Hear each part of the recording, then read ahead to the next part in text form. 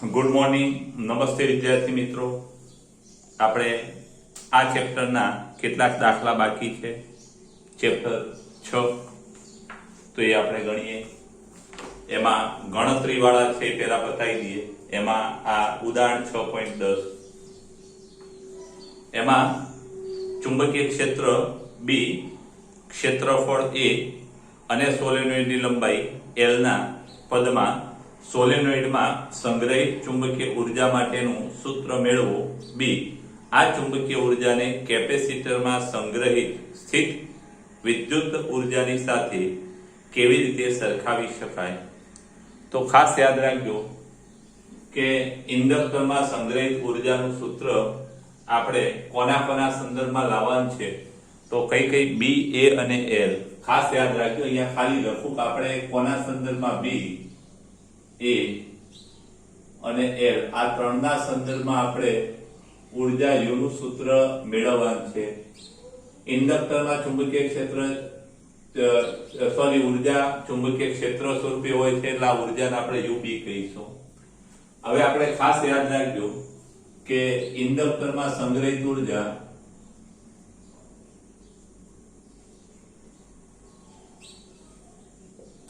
ઇન્ડક્ટરમાં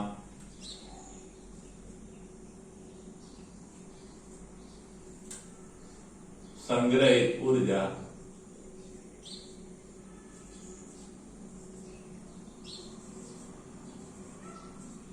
U બરાબર શું થશે? તો કે UB is equal to 1/2 L ગુણ્યા I સ્ક્વેર. ઇન્ડક્ટરની થિયરીમાં આપણે એમાં સંગ્રહિત ઉર્જાનું આ સૂત્ર મેળવેલું છે. ખાસ યાદ રાખજો Li સ્ક્વેર. I એ શું છે? તો કે જ્યાં I ઇન્ડક્ટરમાં પ્રવાહ છે, વિદ્યુત પ્રવાહ. હવે આપણા સૂત્રમાં નથી L કે નથી પ્રવાહ I. આ L ઇન્ડક્ટર છે, આ સોલેનોઇડની લંબાઈ છે, એટલે આપણે L અને I ના સૂત્રો મેળવવા પડશે ને આમાં મૂકવા પડશે. તો પહેલી તો વાત એ કે સોલેનોઇડમાં ચુંબકીય ક્ષેત્ર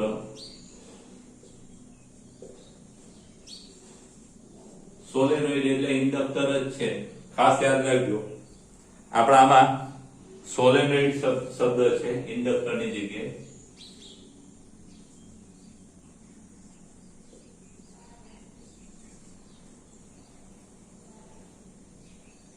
તો આપણે સોલેનોઇડ રાખીએ.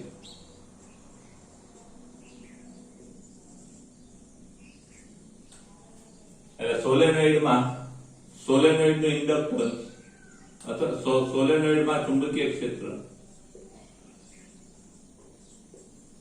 B બરાબર શું થાય? કે B નું સૂત્ર આપણું આવું છે, μ0 સ્મોલ ni. ખાસ યાદ રાખજો આપણે આ સૂત્ર B ના સ્વરૂપમાં લાવવાનું છે. એટલે આપણે B મળે એવો પ્રયત્ન કરીએ. આ સૂત્રમાં પ્રવાહ I છે, આ પ્રવાહને આપણે સ્મોલ I સ્વરૂપે દર્શાવીશું કારણ કે આ સૂત્રમાં સ્મોલ I ચોપડીમાં નાનો I મૂકેલો છે, બાકી જો પહેલી ABCD નો I લખી ગણો તો બી ચાલે. I ને સૂત્રનો કરતા બનાવી I બરાબર શું થાય? B છેદમાં μ0 n. આ દાખલો ગણવા માટે એક અગત્યની વાત રાશિ આપણે મેળવી કાઢી I. બીજું L. તો ઇન્ડક્ટર માટે L અથવા સોલેનોઇડ માટે L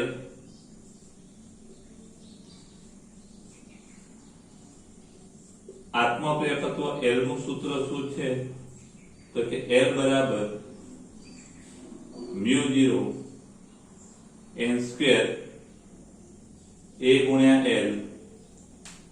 આ જે સમીકરણ છે એ સમીકરણ આપણે આત્મપ્રેરકત્વ વાળી થિયરીમાં સોલેનોઇડના આત્મપ્રેરકત્વનું સૂત્ર. હવે ખાસ યાદ રાખજો કે આ L મળી ગયો આપણી પાસે, I મળી ગયો, એટલે 2 અને 3 નો ઉપયોગ સમીકરણ 1 માં કરતા સમીકરણ 2 અને 3 નો ઉપયોગ સમીકરણ 1 માં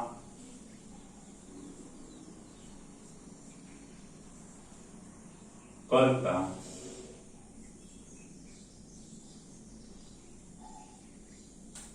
તો યુબી બરાબર શું થશે? ઇઝ ઇક્વલ ટુ 1/2 ગુણ્યા L inductance L μ0 n square AL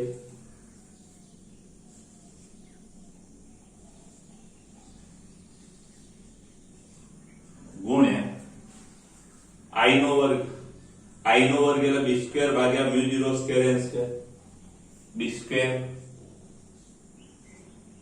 છેદમાં μ0 સ્ક્વેર n સ્ક્વેર. ખાસ યાદ રાખજો I બરાબર b બાય μ0 n એટલે I નો વર્ગ, તો આનો વર્ગ અહીંયા કેટલી વસ્તુ ઉડી કઈ રાશિઓ ઉડી જાય છે? તો ખાસ યાદ રાખજો એક આ ઉડી જશે,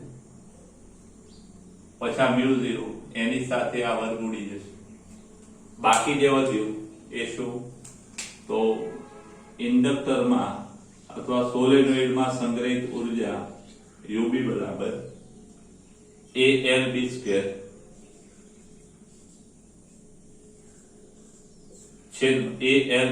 છેદમાં શું? μ0 નો વર્ગ ઉડ્યો છે, μ0 છે.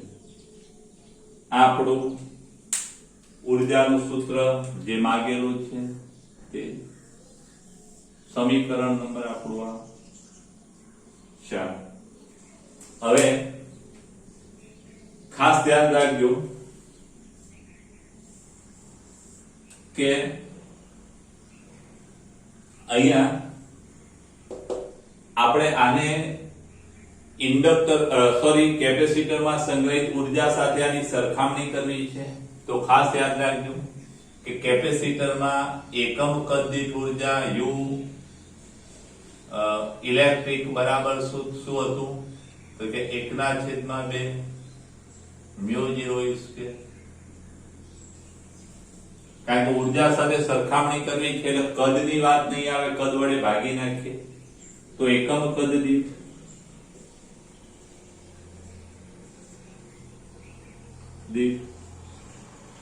ઉર્જા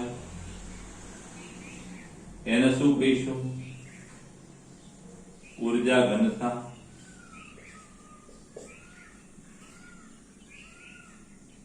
UB ઇઝ ઇક્વલ ટુ શું થાય? તો કે UB અને ભાગ્યા કદ. UB કેટલા? AL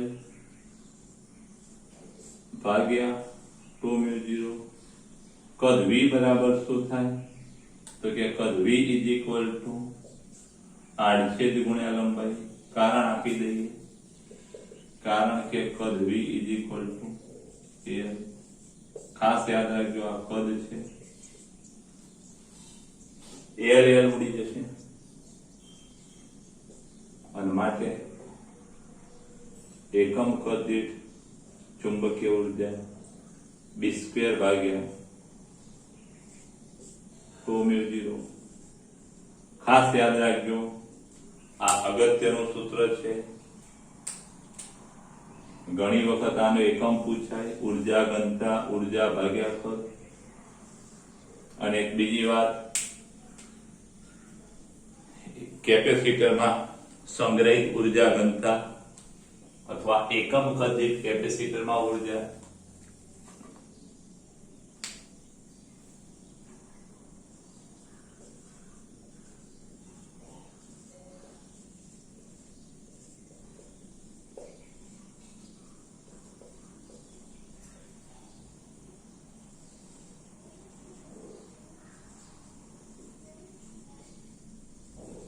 UE 1/2 ε0 square. આપણું સમીકરણ નંબર 6.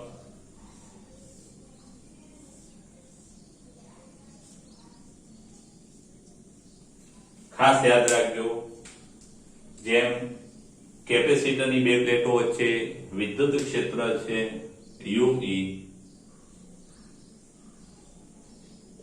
ચલે છે ઈ સ્ક્વેર તેમજ અથવા તેવી જ રીતે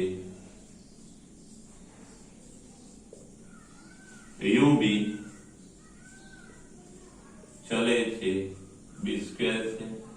એટલે કે ઇન્ડક્ટરમાં સંગ્રહિત ઉર્જા ચુંબકીય ક્ષેત્રના વર્ગના સમપ્રમાણમાં છે. કેપેસિટરમાં ઉર્જા ઘનતા અથવા ઉર્જા એ એના વિદ્યુત ક્ષેત્રના વર્ગના સમપ્રમાણમાં છે. આ સામ્યતા છે.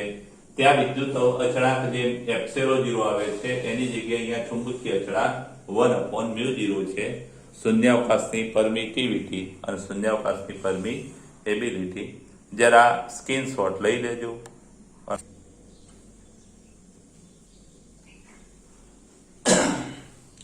ઉદાહરણ 6.8 એક આકૃતિ વાળો દાખલો છે, જરા જોઈએ.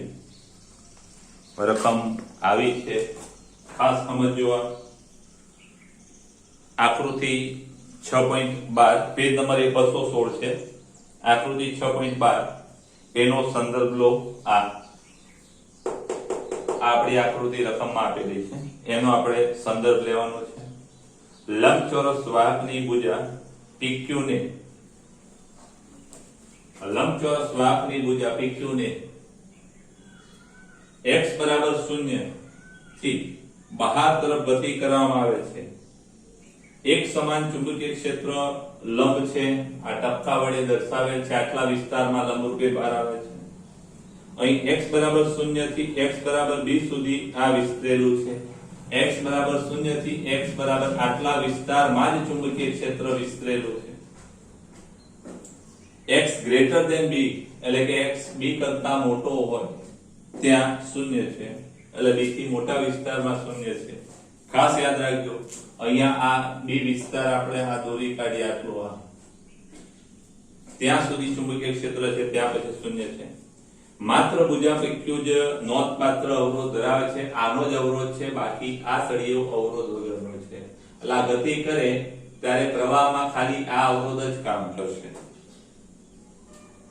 આ ધરાવે છે. જ્યારે PQ ને અચળ ઝડપ v સાથે x બરાબર 0 થી આ PQ ને અચળ ઝડપ સાથે x બરાબર 0 થી ગતિ કરાવી x બરાબર 2b સુધી બહારની તરફ ખેંચવામાં આવે અને ત્યારબાદ x બરાબર 0 પર પરત ખસેડવામાં આવે તે સ્થિતિનો વિચાર કરો. એટલે આ સળિયો છે એને અહીંથી આમ લઈ જઈ પાછો અહીં લાવવાનો.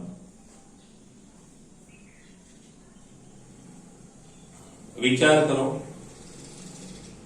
હવે શું કહે છે?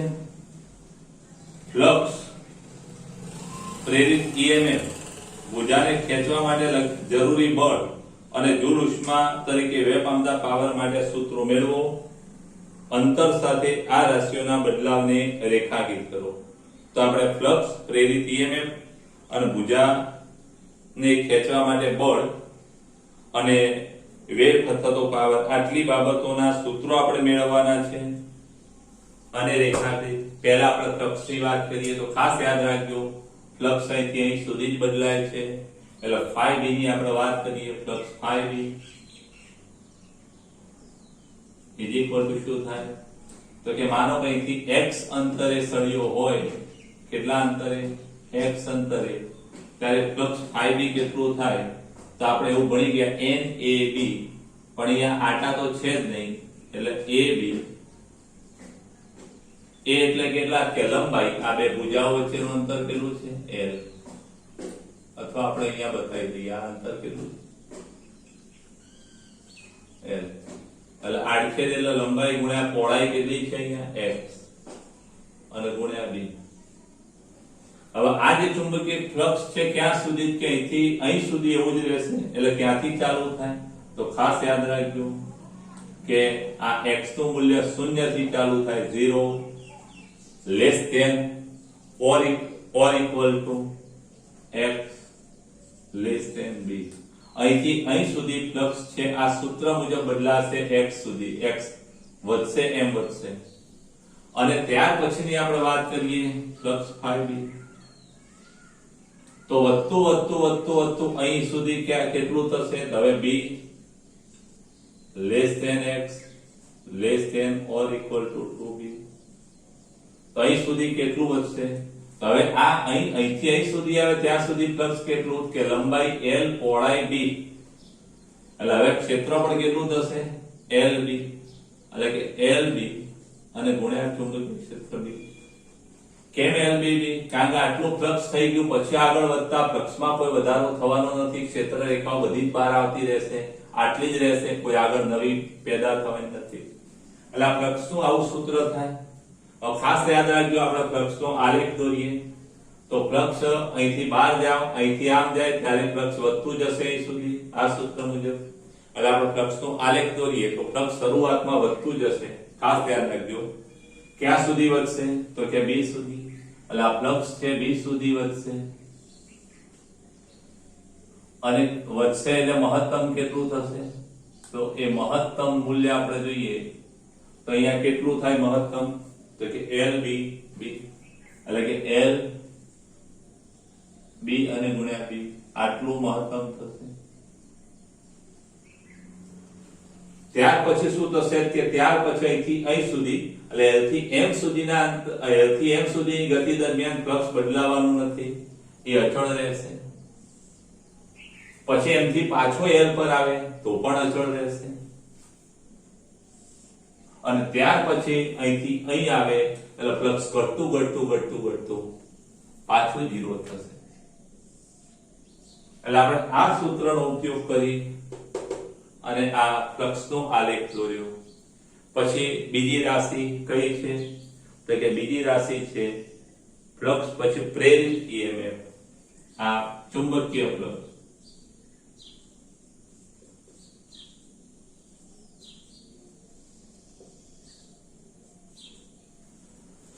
હવે બીજું છે પ્રેરિત EMF.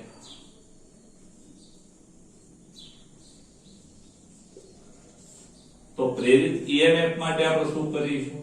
તો કે ફ્લક્સના ફેરફારનો સમય દરનું ઋણ મૂલ્ય. તો ખાસ પહેલા તો એપ્સિલોન ઇક્વલ ટુ શું થાય?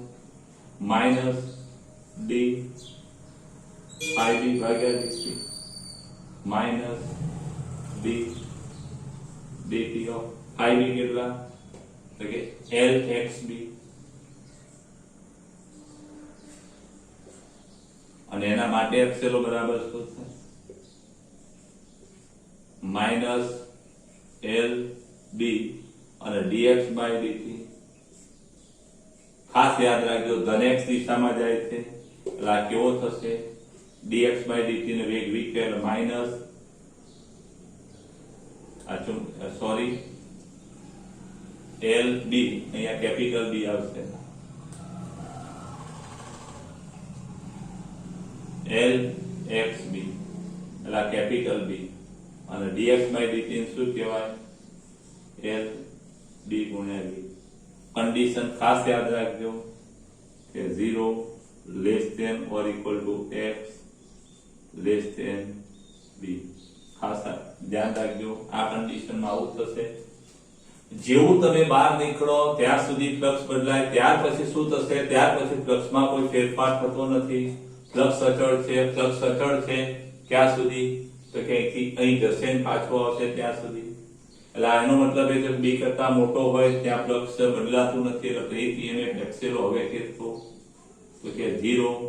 કન્ડિશન કઈ આપણી? ખાસ યાદ રાખજો, આ કન્ડિશન મૂકી એવી અહીંયા પણ કન્ડિશન કઈ? તો કે b થી ચાલુ થશે, less than x less than or equal to 2b. ખ્યાલ આવી ગયો? આ યાદ રાખજો પ્રેરિત EMF માટે. હવે આના પરથી આપણે આલેખ દોરીએ તો ખાસ યાદ રાખજો, પ્રેરિત EMF અહીંયા કેવો છે? અચળ છે, ઋણ છે. ક્યાં સુધી? બહાર આવે ત્યાં સુધી, કારણ કે અચળ વેગથી ગતિ કરે સળિયો, લંબાઈ બદલાતી નથી, v બદલાતી નથી, એટલે અહીંથી અહીં સુધી અચળ, પણ કેવો છે? ઋણ છે. એટલે પ્રેરિત EMF અહીંયા કેવો મળશે? અહીંયા ઋણ મળશે. કેટલા મૂલ્યનો? તો કે -BVL. ખાસ યાદ રાખજો -BVL. પછી b અને 2b વચ્ચે કેવો? 0. એટલે b અને 2b એટલે b થી 2b. ખાસ યાદ રાખજો, b થી 2b વચ્ચે એનું મૂલ્ય કેટલું? 0. એટલે અહીંથી અહીં સુધી 0, L થી M સુધી 0, M થી L સુધી પાછો 0, L થી M સુધી 0. ખાસ યાદ રાખજો L થી M, L થી M, M થી L, તેથી પાછો આવ્યો અંદર તરફ. ત્યાર પછી જેવો અહીંયાથી દાખલ થાય એટલે પછી વેગનું મૂલ્ય કેવું થઈ જશે? ઋણ થઈ જશે.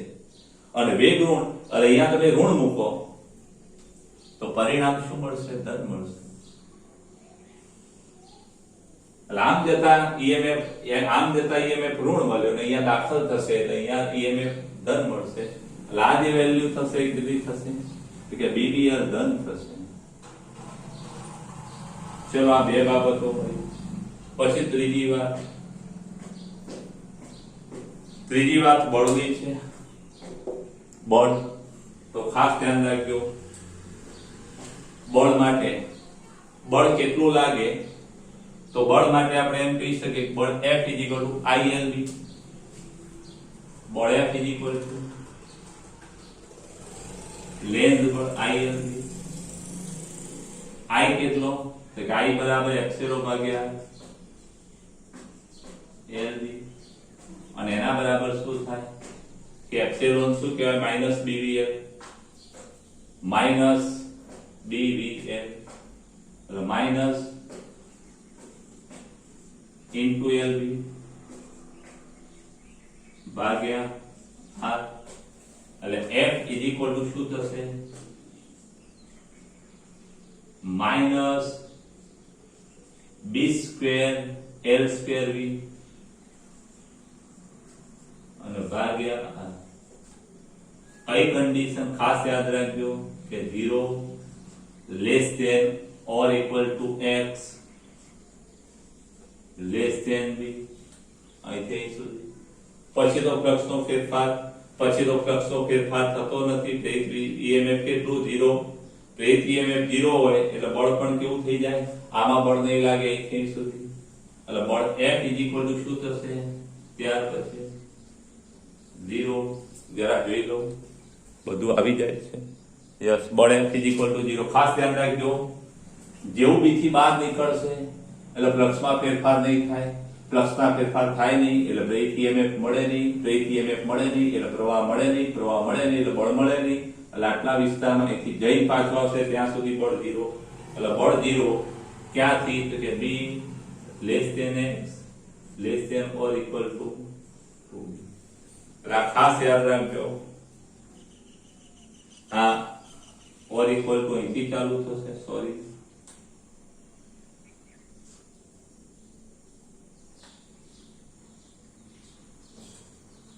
તો જરા જોઈએ આપણે હવે.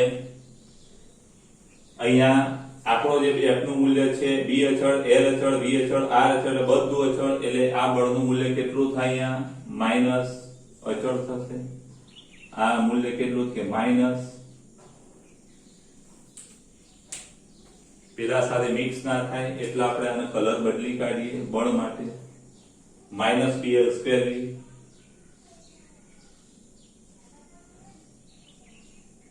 ભાગ્યા આ. ત્યાર પછી શું થશે? ત્યાર પછી અહીંથી અહીં સુધી 0 0 એટલે કે 0. અને ત્યાર પછી જેવું દાખલ થશે એટલે બળ આ દિશામાં, એટલે એના પછીનું બળ કેવું થશે? એના પછીનું બળ ધન થશે. નહીં, ખાસ યાદ રાખજો આ મૂલ્ય કેટલું? તો કે B²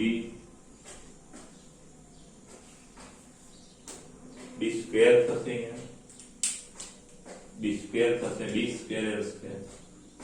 બરાબર ને? B ગુણ્યા B એટલે આ B² L² V ભાગ્યા. ખાસ ધ્યાન રાખજો. અને છેલ્લે પાવરની વાત છે. પાવર માટે ગણતરી ક્યાં કરવી? તો એ ગણતરી માટે જગ્યા નથી. જરા સ્ક્રીનશોટ તમે લઈ લેજો. કાં તો પછી પાવરની ગણતરી આપણે અહીંયા કરી દઈએ. આટલા વિસ્તારમાં પાવર P બરાબર શું થશે? એક કામ કરો ને, આ આકૃતિમાં તમે સ્ક્રીનશોટ લઈ લો. ચલો હવે આને કાઢી નાખું છું. તો પાવર p બરાબર શું થાય તો કે પાવર p બરાબર i સ્ક્વેર r અને એના બરાબર i કેટલો તો કે i બરાબર એપ્સિલોન ભાગ્યા r નો વર્ગ ઇઝ ઇક્વલ ટુ એપ્સિલોન એટલે માઈનસ dvl ભાગ્યા r નો વર્ગ ગુણ્યા અને માટે power p is equal to minus નો એક પ્લસ થઈ જશે એટલે b square l square v square ભાગ્યા r સ્ક્વેર ગુણ્યા r અને માટે શું થાય power p is equal to b square l square v square ભાગ્યા r કઈ કન્ડિશનમાં તો આ condition 0 less than less than or equal to x less than b અને પાવર 0 કોના માટે તો કે b less than or equal to x less than 2b ખાસ યાદ રાખજો આ પાવર ની આપણે વાત કરી છે આ બોર્ડ ની તો પાવર ધન છે ક્યાં સુધી ધન તો બહાર નીકળે ત્યાં સુધી ધન પછી 0 પ્લસ બદલાય નહીં એટલે ખાસ યાદ રાખજો આ પાવર ધન 0 0 અને અહીંયા પણ પાવર કેવો ધન એનું મૂલ્ય કેટલું હોય તો કે d square l square v square ભાગ્યા ખાસ યાદ રાખજો આ મૂલ્ય કેટલું d સ્ક્વેર v સ્ક્વેર ભાગ્યા